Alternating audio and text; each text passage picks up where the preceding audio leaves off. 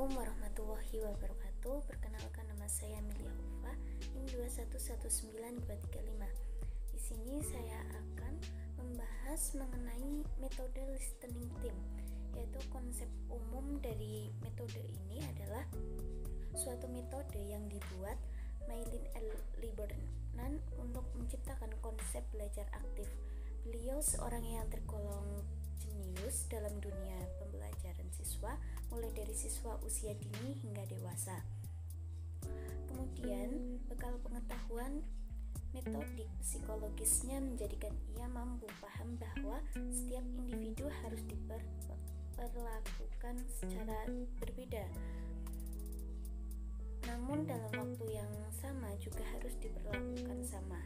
Dalam ruang lingkup kebersamaan pembelajaran aktif, dosen di Temel Universitas ini mampu menciptakan metode belajar aktif atau bisa disebut dengan active learning berdasarkan pengalamannya di dunia pendidikan.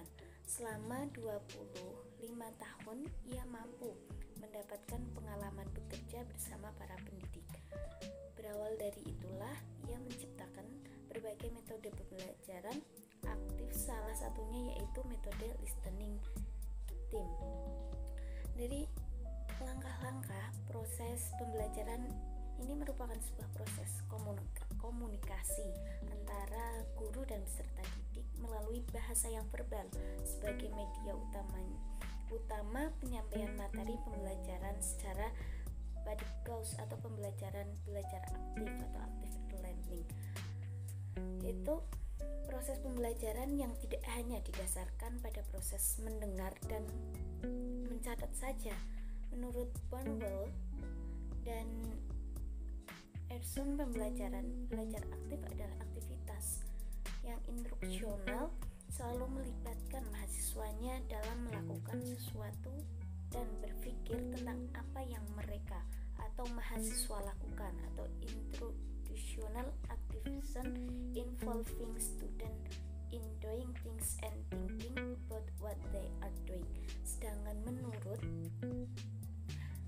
Mayer dan Jonas mengemukakan bahwa active learning atau belajar aktif ini terjadi aktivitas berbicara dan mendengar, menulis, membaca, dan refleksi yang beriringan ke arah pemaknaan mengenai isi pembelajaran atau ide-ide dan berbagai hal yang selalu berkaitan dengan salah satu